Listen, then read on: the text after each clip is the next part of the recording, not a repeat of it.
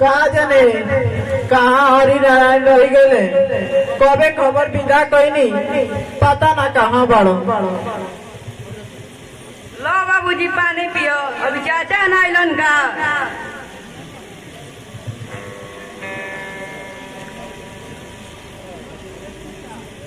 कहाँ आइलन बेटी बिहार ठीक कके पता ना घरे नहीं बेकर बैठल बड़ो। के नहीं फिकिर बैठल बा हो, केकर चर्चा चलत बा?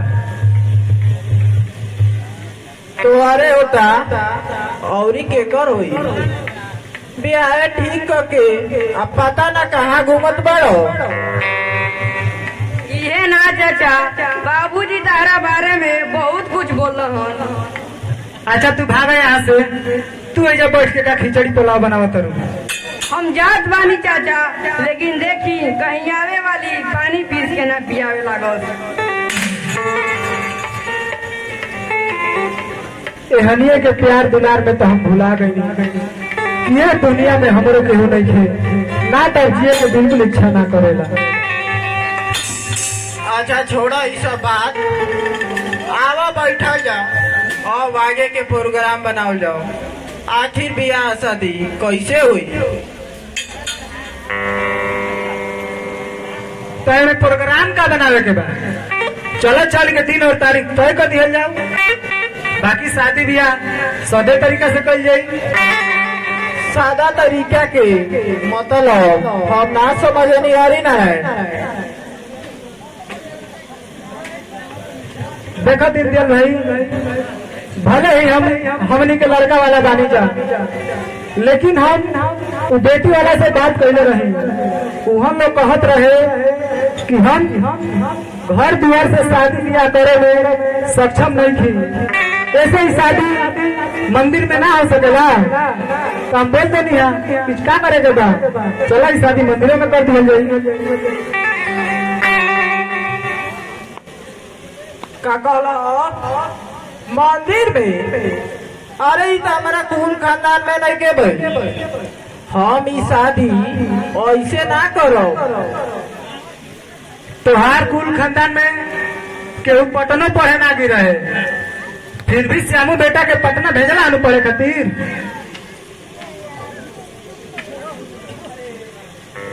वो पढ़ाई के बात अलग होला, लेकिन शादी और पढ़ाई में जमीन आसमान के अंतर होला।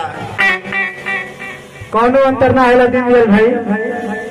अगर एगो लड़का के अच्छा बहू मिल जाओ तो उहे घर बनावे ली सब, ना तो उहे घर बिगाड़ देली सब। गाँव घर का कोई हरी ना रहे।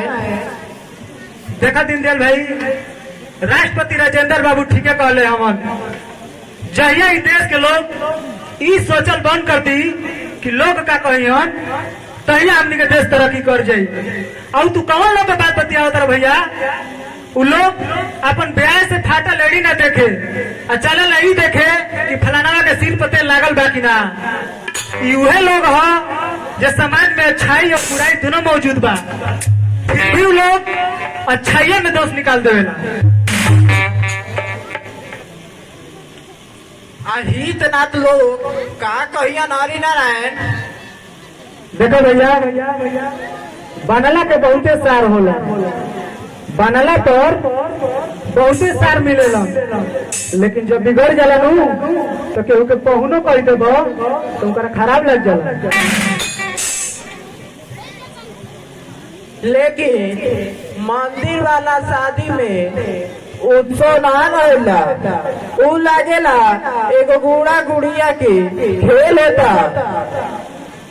देखो दीनदयाल भाई, शादी ब्याह दुगो पवित्र आत्मा के बंधन हटे। शादी ब्याह उ ना हो जिसमें पुलाव, कचौड़ी, दारू, शराब, नाच गाना बजाना होके। शादी ब्याह ओकरा के कहल जाला जिसमें वैदिक मंत्र के साथ लड़की के सिंदूरदान होके। शादी ब्याह ओकरा के कहल जाला जिसमें दोनों घर एक समान होके। हम तो ओकरे के शादी ब्याह माने नहीं जिसमें परम पिता परमेश्वर के सामने उनकर साक्षी मान के अगर बर और बहू के कन्यादान होके हम ओकरे के शादी भी माने। ठीक है कहता रहा हरि नारायण। आज तक तो हर साला कबू ठुकराइले बनी क्या आज ठुकराई। हम तो उतने जाना तो नहीं हमार भलाई ओही में छिपल हुई। देखो दीनदयाल भाई, हमनी के एगो लड़का पढ़ावा तनी जा, एगो बेटी के शादी करे के बाटे, घर के खर्चा और रेहन तो खेत ले लेवा सो एकर खर्चा, खाद के, पानी के, बिया के, ई सब चीज के खर्चा अगर ये चीज हमनी के देख के ना चलत जा तो आए वाला समय में हमनी के बड़ी दिक्कत हुई। तू ठीक है कहा करो, जा तैयारी करो, एगो पंडित के धर के अच्छा बहुरत निकलवा लियो और शादी मंदिरे में हुई। चलो चले हम चलत नहीं चले